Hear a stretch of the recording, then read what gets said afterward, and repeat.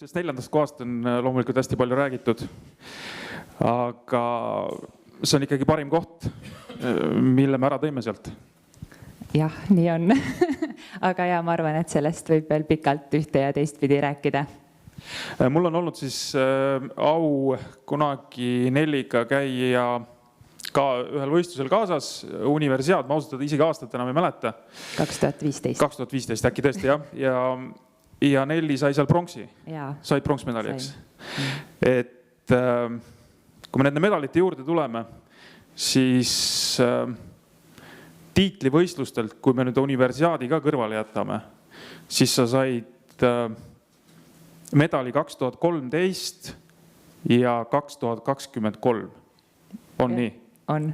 10 aastat. No läks nii, jah. Kus sportlane võtab selle tahtmise pingutada igapäevaselt trenni teha ja ikkagi, et see lootus elab, et see medal tuleb? Ma arvan, et ma kõik need 10 aastat tegelikult ei teinud trenni ainult selle nimel, et medalit võita. Loomulikult see oli eesmärk, jaa. Aga pigem ma olen kogu aeg olnud selline trenni hull. Mulle on lihtsalt meeldinud trennis käia ja võistelda ka ikkagi ja pigem sealt see motivatsioon tuli.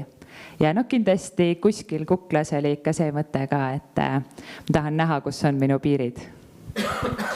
Kas see ka võib motiveerida, et ütleme, kui sa juunioride klassis või noorte klassis oled koos olnud ühes naiskonnas, edukas naiskonnas Julia Beljajeva ja Erika Kirpuga ja näinud, kuhu nemad on siis jõudnud, mis medaleid saanud, et tegelikult ma ju olen sama hea.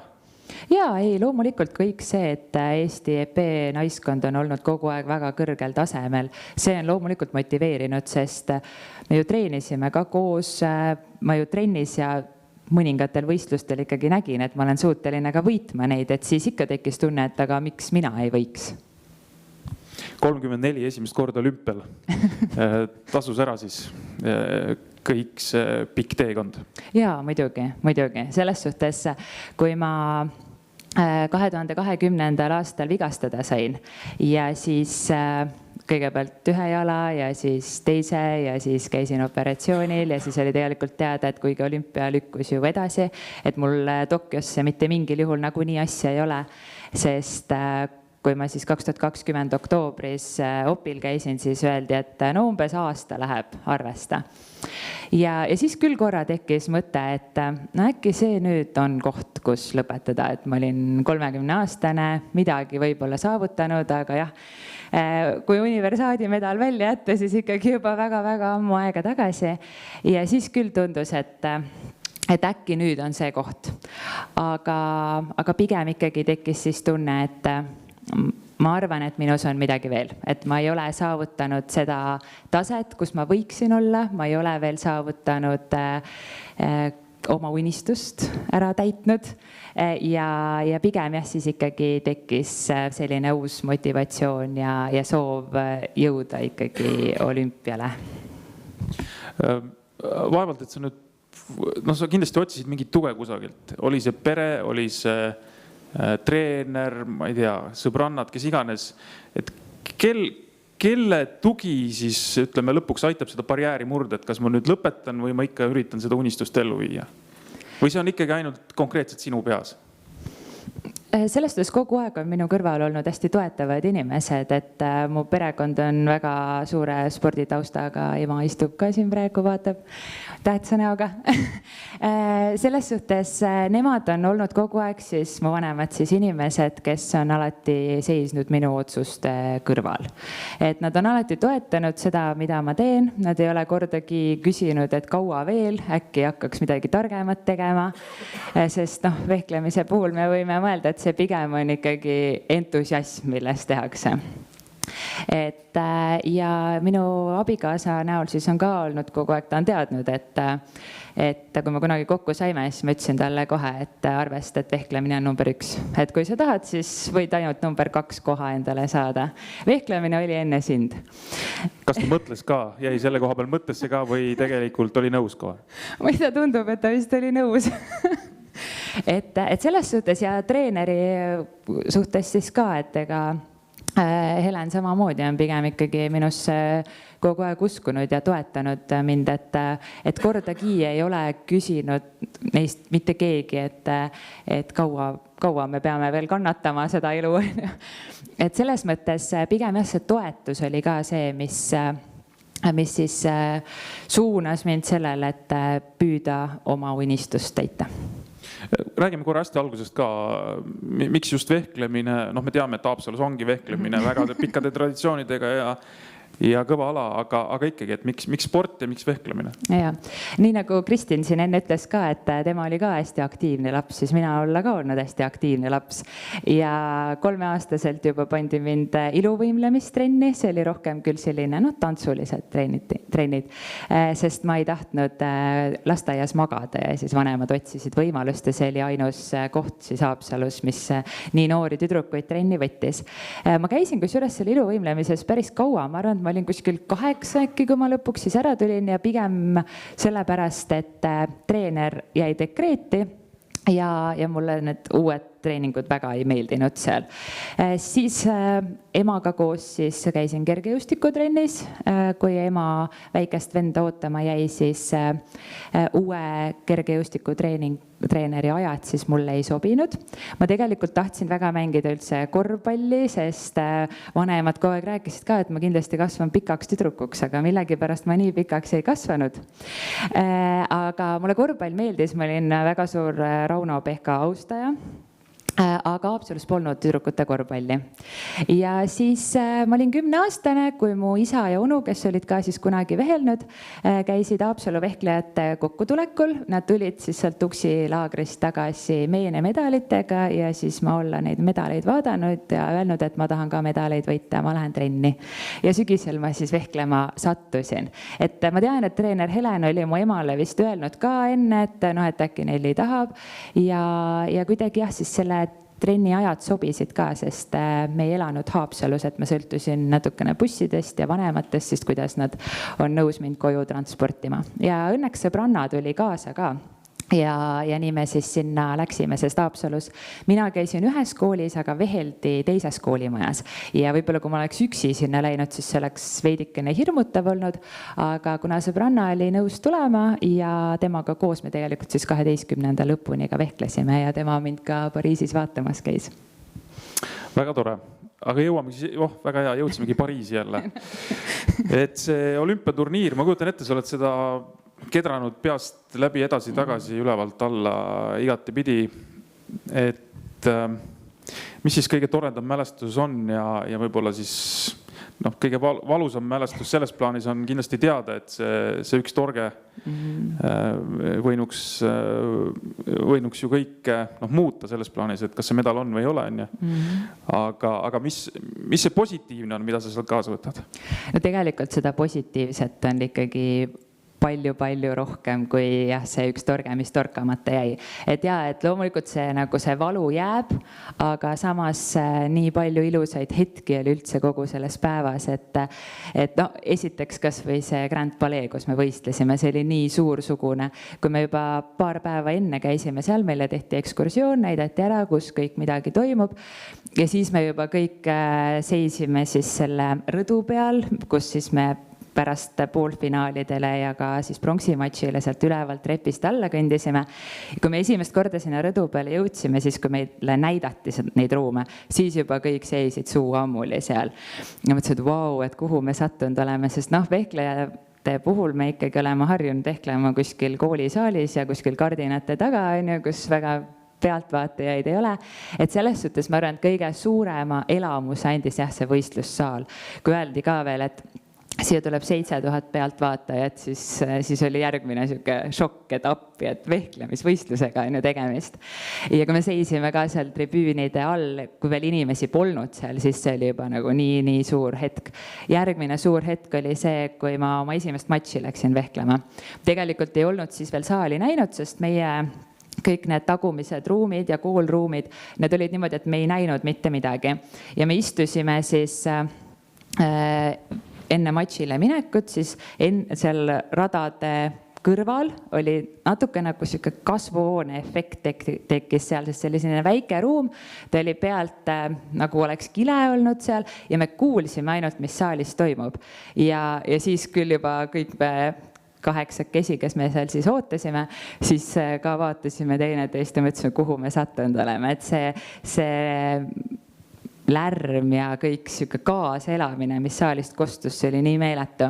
Ja kui ma siis lõpuks astusin rajale, et hakata vehklema oma esimest matši, siis ma vaatasin, ühel pool on Eesti lipud, teisel pool on Eesti lipud, ma teadsin umbes, kus mu vanemad istuvad.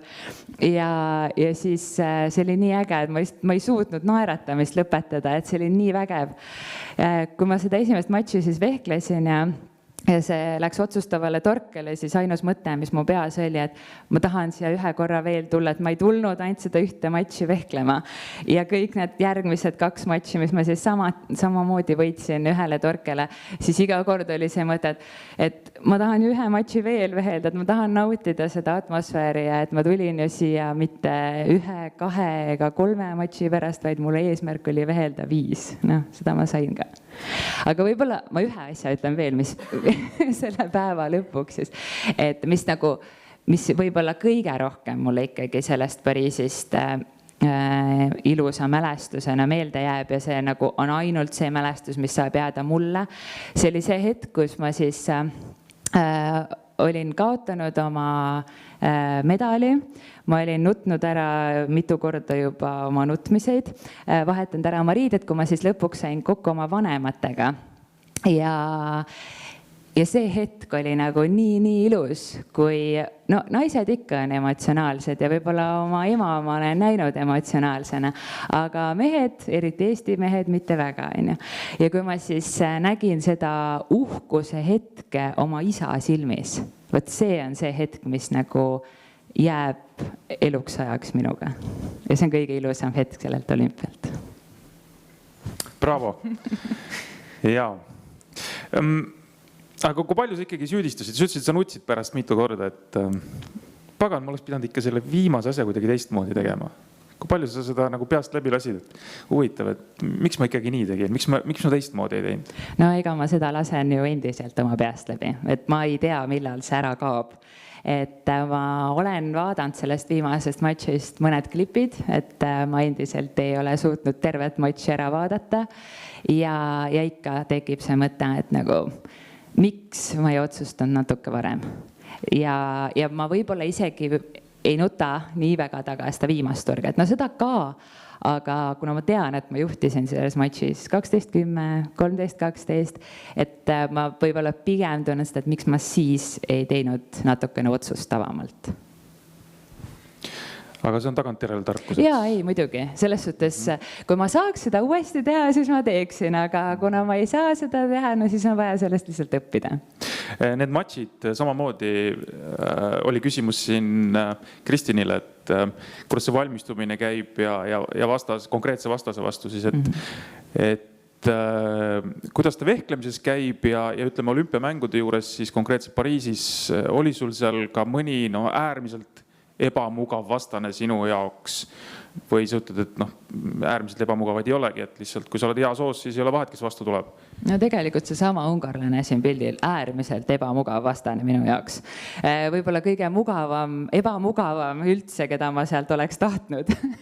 Et selles suhtes, kuna olümpiale minnes ma teadsin enam-vähem, mis see tabel tuleb. Et esimest 2 vastast siis loositi, edasi ka sa umbes ikkagi tead ja kuna sinna pääses 36 või 7 vehklejat, siis mingi kondikava on olemas nagu kõigi vehklejate jaoks. Kui me võtame suuremad riigid, siis näiteks itaallased sarnased omavahel, prantslased omavahel ka sarnased, nad vehklevad ühes stiilis, korealased sarnased, hiinlased ka kõik on sarnased. Et sul on nagu teadmine, mis on nende tugevamad küljed, mis ei ole. Et selles suhtes sul on ikkagi iga võistleja kohta olemas mingid märksõnad. ja ikkagi esimese vastase vastu ma alguses väga pikalt arvasin, et ma saan vastu üldse ameeriklase, kes oli hästi siukse imeliku stiiliga, kelle vastu me tegime treeneriga väga-väga palju tööd ja siis tuli paar päeva enne teada, et ei, sul tuleb korealane üldse.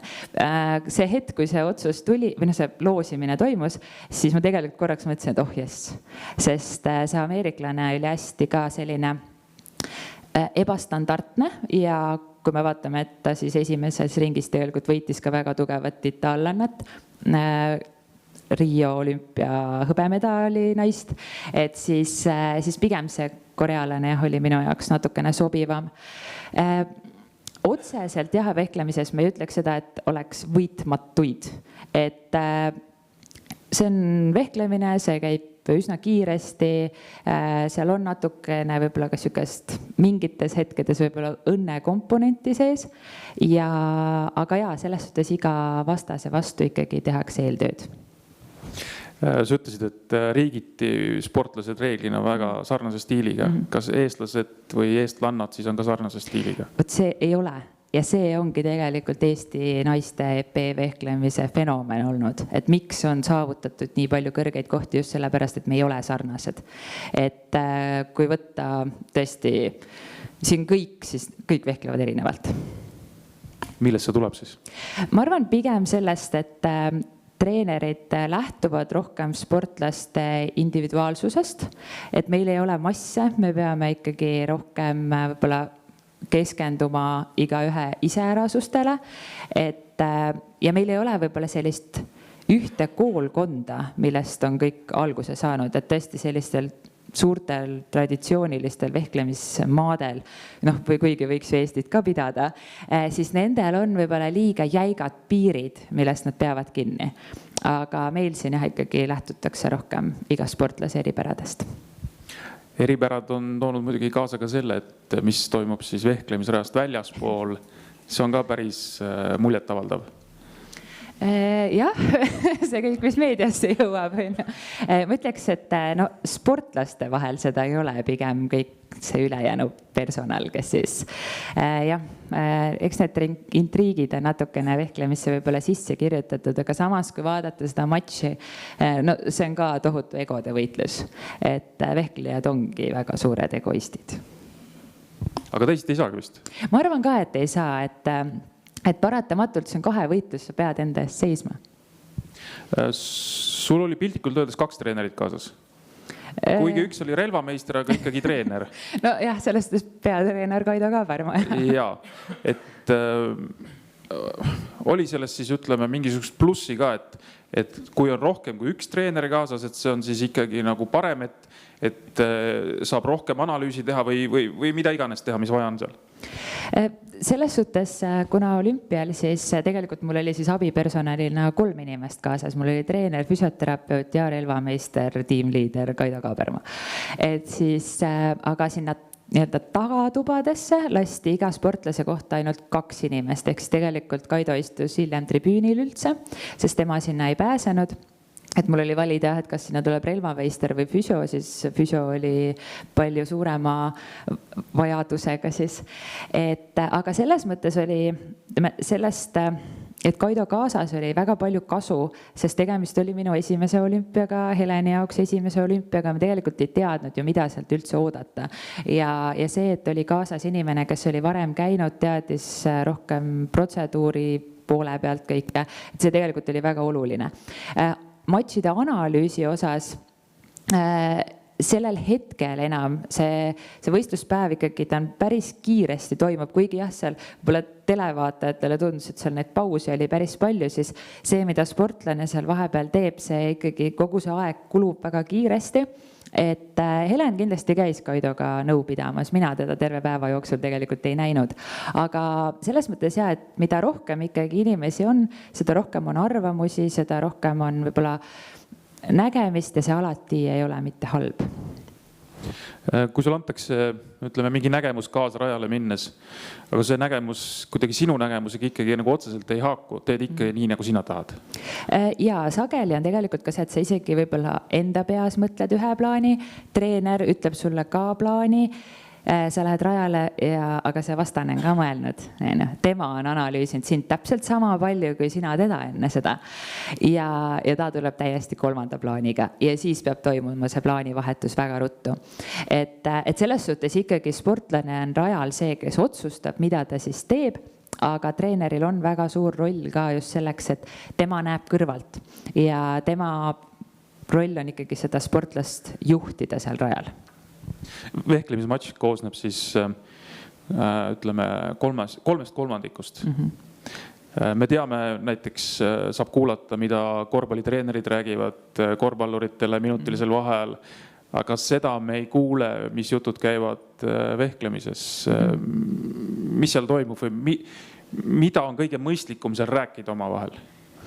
Tavaliselt siis treener ütleb seda, et mis on tema arvates hästi välja tulnud, mis on töötanud ja kui näiteks sa oled taga, et mida siis ikkagi muuta nüüd, sest nagu ma ütlesin ka, et külje pealt mõnikord näeb hoopis teistmoodi. Treener pigem ongi, see on see, et kas on vaja maha rahustada või on natukene vaja just sportlast nagu tööle just üles kruttida, tööle panna, et see kõik sõltub. Mõnikord ka sportlane ise ütleb, et mulle tundub, et ma nii saan, aga ma ikkagi ei saa, et mida ma valesti teen. Või et kuidas distants on, et kas ma võib-olla olen vastasest liiga kaugel, et siis selles osas ka treener juhendab. Mõnikord ei räägitagi midagi. Hingad ja jood ja pühid higi ära ja tegelikult see minut läheb väga kiiresti, mis seal nende 3 minuti vahel on. Nii, ma annaks jälle küsimisvõimaluse auditooriumile. Mina esimesena. No ikka. Eestist on 43-aastaselt tulnud Euroopa meister. Olümpiavõiduks on aega 2 tsüklit. Kas jah? No selles suhtes Irina Embrich on kindlasti väga suur eeskuju, ma arvan kõigile vehklejatele, et vehklemisel tundub, et ei ole vanuse piiri. Me ikka oma vahel naljatame, et ma arvan, et Irina vehkleb vähemalt 65. eluaastani. Kui siis sel hetkel üldse saab pensionile minna. Aga sellega, et kas nüüd teha 1 tsükkel veel ja kas teha teine tsükkel veel, eks praegu on hästi raske veel midagi öelda, et esimese mõttena peale kaotamist tuli see, et ma ei taha enam kunagi relva kätte võtta. Siis kui ma olin järgmine päev üles ärganud, siis ma tulen kindlasti 4 aasta pärast tagasi ja ma tahan selle medali ka sealt olümpialt saada. Ühesõnaga, elame-näeme, kuna olümpiale kvalifitseerumine vehklejatel on niivõrd keeruline ja iga aastaga läheb see sõel järjest tihedamaks, et siis võtame aasta korraga. Aitäh, ma küsiks seda, sa rääkisid erilisusest ja inimeste sellisest, sa hindad olukorda, aga ma vaatan ka seda pilti ja sedasama ungarlast ja me näeme seda, et kas see eelis ikkagi on ka vehklejatel see, et nad on osad vasakukäelised ja ma alati jälgin nende vehklejate puhul, et hästi palju neid vasakkäelised, just need, kes on edu saavutanud. Et räägi natuke see võib-olla lahti nii lihtsas keeles, et kas see oli ka see põhjus, mis siin sulle tekitas natuke probleeme? Selles suhtes tõesti maailma seal top 16 hulgas on väga palju vasakukäeliseid. Millest see tuleb, ei oskagi öelda. Ma arvan, et see on rohkem isegi võib-olla seotud sellega, et öeldakse, et vasakukäelistel, kuna neil töötab parem aju poolkera, siis see peaks vastutama natuke loomingulisuse eest rohkem. Et võib-olla nad on lihtsalt loomingulisema mõtlemisega, et sellepärast nad on edukamad vehklemises. Mina enda kohta näiteks võin öelda, et mulle meeldib vasakukäelistega rohkem vehelda kui paremakäelistega. Võib-olla see tuleb sellest, et ma olen kunagi Katrina Lehisega põhimõtteliselt üles kasvanud, et tegemist on vasakukäelise vehklejaga, aga minu jaoks juba lapsena ei ole olnud vahet, et kummakäeline vastane mul vastas on. Ma mäletan küll neid tüdrukuid, kes, kuna minu grupis, kui ma alustasin, siis meil oli 1 vasakukäeline, ma mäletan, aga kõik ei jõua alati kogu aeg temaga ainult vehelda ja mõnikord tuligi võistlustele minnes, tuleb sul vasakukäeline vastu ja nii mõnigi tüdruk ütles, et oi, et ma ei oska vasakukäelisega vehelda. Minu jaoks on see just nagu kuidagi loogilisem, sest meil on käed nagu ühes liinis, et kui me vehkleme nagu paremakäelisega, siis me vehkleme veidikene nagu diagonaalis. Pluss siis mõningad tehnilised elemendid, mis mulle meeldivad, neid on lihtsam teha vasakukäelise peal. Aga miks on see, ütleme, see vasakukäeliste suur protsent seal tipus, see on selline koht, mida tuleks väga palju hakata analüüsima. Ja, Johannes, ole hea. Kas sul on olnud siis, võib öelda, et kogu sportlast üks treener? Jah. Põhimõtteliselt küll jah, et kui ma alustasin, siis alustasin Heleniga, mingi hetk siis liitus Peeter Nelis ehk siis Heleni vend. Tema siis ka väga palju andis tundi, mis on siis üks väga suur osa vehkleja treeningust ongi see, et treener reaalselt panebki vehklemisvarustusega selga, ta seisabki sinu ees, ta annab sulle erinevaid elemente, õpetab neid selgeks ja Peetril siis oli ka väga suur roll. Ja võib-olla ka see, et miks mulle vasakukäelised rohkem meeldivad, on ka tänu Peetrile, sest tema andis kogu aeg seda tundi siis vasaku käe pealt. Kui ma siis ülikooli ajal Tartusse tulin, siis oli mul Tartus ka siis Anatoli Jasnov aitas mind siin, aga selles mõttes jah, et mul on olnud üks treener kogu sportlaste. Ja see teeb siis 20 midagi aastat? 24 vist, jah. 24 aastat, et kui palju vehklemisest tippude konkurentsis on sul üldse sellised konkurente, kellel on nii kaua olnud üks treener? Tegelikult ikkagi on, sest jah, meil on riike, kus no kas või näiteks me võtame Itaalia, seal harrastatakse vehklemist väga paljudes kohtades, aga lõpuks see tipp koguneb siis teatud linna, mis siis valitakse. Praegu nad on siis suures osas kogunenud Rooma, et nende baas asub seal. Samas näiteks minu teada vähemalt Rios olümpiavõitjaks tulnud ungarlanna ja Meesesas, temal oli ka väga pikalt tema esimene ja ainukene treener. Miks ta lõpuks pidi treenerit vahetama, oli see, et lihtsalt see treener suri ära ja siis ta ühe tsükli või paar aastat tegi siis ühe noorema treeneri juhendamisel. Selles suhtes jah, see võib-olla ei ole väga tavaline teistes riikides, et jääb lõpuni see üks ja ainukene treener, sest sageli koondised lihtsalt peavad kogunema kuhugi kokku. Võib-olla meie Eesti võlu ongi see, et me ei ole pidanud kogunema, sest igaüks on jäänud ikkagi oma linna, kus vehklemist harrastatakse. Kas tänasel päeval on juba teada ka, et kõik need tippvehklejad, ma pean silmas siis naiseped Eestis, kõik jätkavad sportimist lähimatel aastatel? Minu teada küll, jah. Et keegi ei ole öelnud, et hakkaks lõpetama. Ehk siis vehklemine püsib pildis jätkuvalt igas mõttes ja ka tulemuste mõttes? Ma arvan küll jah, et aga uus hooaeg kohe hakkab ja vaatame. No mujalt maailmast loomulikult tuleb väga palju noori ja vihaseid peale, aga eks näis, vehklemises on lihtsalt nii palju nüansse, et seesama, et kui me võtame näiteks Irina Embrichi, et jah, noorena võib-olla sul niisugust energiat seal rajal nagu hüpata ja karata on rohkem, aga tegelikult väga palju ju loeb sellest, et sa pead lihtsalt selle torke tegema õigel hetkel ja seda hetke tabamist mõnel tuleb ta väga pika tööga, näiteks nagu minul, samas ma arvangi, et näiteks Irina Embrich on lihtsalt talent selles osas ja ma arvan, et pigem see nagu need, kellel ta tuleb tööga, see tulebki ajaga ja siis võib päris kaua vehelda. Kas sa oled tänasel päeval oma parimas vormis, ma pean silmas siis, et kui sa vehklesid Pariisis, sa võid öelda, et sa võib-olla ei olegi kunagi nii hästi vehelnud või see tase saadakse mingil hetkel kätte ja siis on nüüd lihtsalt küsimus, et millal see tase nagu välja tuleb, millistel võistlustel õnnestud, millistel mitte? Selles suhtes ma tagantjärgi võin öelda, et tõesti ma Pariisis vehklesin oma elu parimat vehklemist. Et ma olen paari esimest matši vaadanud ja ma vaatan seda ja mõtlen, et vau, kas tõesti mina vehklesin seal ja mina vehklesin niimoodi. et selles suhtes see, et nagu kõik need asjad hakkaksid välja tulema, see kõigepealt on see tohutu töö, mille sa lihtsalt laod ja laod ja laod seda põhja, et ta lõpuks hakkaks välja tulema just elementide näol. Hiljem juba loeb ka see, et kuidas sa mentaalselt suudad olla valmis. Sa peadki võib-olla saama aru, et mis ühe sportlase puhul töötab, mis ei tööta. Tegin enne olümpiat 3 aastat väga palju tööd ka Ave Hannusega, kes andis väga palju nõu just selleks, et kuidas siis olla matšiks valmis. Et üldiselt ikka öeldi, et noh, et sa pead keskenduma, aga mul oli, aga millele ma keskendun siis. et selles suhtes see, et üldse panna kogu see võistlus kokku, et ma kunagi ei osanud üldse mõelda sellele, et ma pean nagu, ma mõtlesin, et okei, et no ma lähen vehklen ja noh, põhimõtteliselt tunduski, et noh, tuleb välja, siis tuleb ja no ei tule, siis ei tule.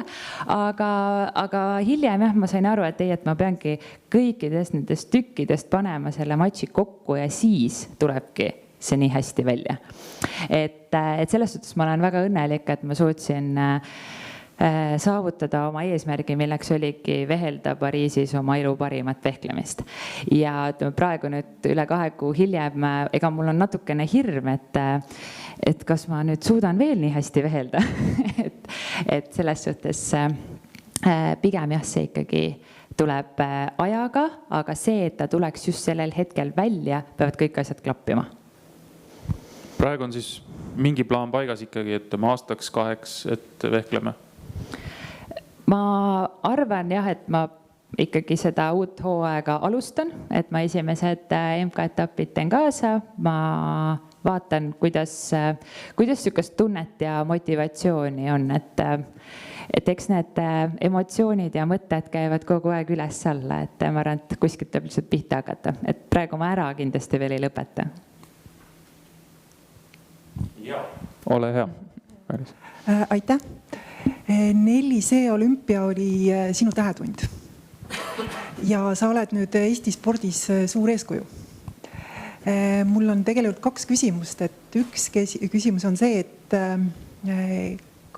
kes on sinu eeskujud spordis ja võib-olla ka elus või ühiskonnaelus, ka siis näiteks mõni tõesti ühiskonnaelu tegelane või poliitik. Ja teine küsimus, et kas sa jälgid Eesti Olümpiakomitee presidendi valimisi ja kas sul on mõni lemmikkandidaat ja miks? Alustame siis nendest eeskujudest. Mul on olnud sportlasena küll eeskujusi, ma olin väga pikalt Kristina Šmigun-Vähi fänn, et tema raamat inspireeris mind tohutult, kui ma seda kunagi lugesin. Praegu mul otseselt kedagi nii suureks nagu eeskujuks ei ole, aga ma jälgin loomulikult ka teisi sportlaseid ja näiteks Pariisis ka, kui mul õnnestus kohtuda ka väga paljude Eesti sportlastega, siis ka nemad olid väga motiveerivad ja inspireerivad. Muidu elus pean ma väga suureks eeskujuks oma ema. Et tema on tõesti andnud mulle eluks väga palju teadmiseid ja väärtushinnanguid, et teda ma väga austan. Aga kui me jõuame presidendi valimisteni, siis ma natukene tahaks öelda, et ma ei ole küll feminist, aga ma natukene jään sinna Kersti Kaljulaiu pooldajate hulka.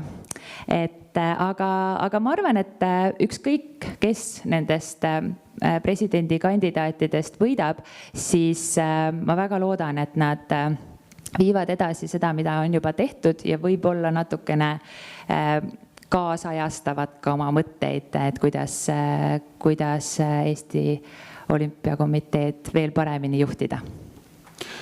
Ja ma küsiks päris viimase küsimuse, kuna aeg saab otsa. Et Team Estonia sinu vaates on olnud suur abi või on olnud ka hetki, kus sa mõtled, et võiks abi veel suurem olla? Selles suhtes abi on loomulikult olnud väga suur, et kui ma siis 2022 esimest korda ka B-kategooria sportlaseks kvalifitseerusin, siis tegelikult ikkagi see abi on väga-väga suur, et kuna vehklemine ei ole sport, mida tehakse raha pärast ja kus väga palju raha just liiguks, et üldiselt kõik ikkagi teevad seda sporti töö kõrvalt, nagu ma isegi eelnevad aastad kõik, et ma olen 1 aasta olnud nüüdseks nii-öelda tippsportlane, siis selles suhtes ikkagi Team Estoniast on väga palju kasu olnud ja tugiteenustest just eelkõige, et füsioterapeudi kaasamisest, spordipsühholoogi osalusest seal, et loomulikult raha võiks igal pool alati rohkem olla, aga samas ei saa ahneks ka minna. Aitäh, Pariisi olümpiamängude 4. naine Nelli Differt. Aitäh!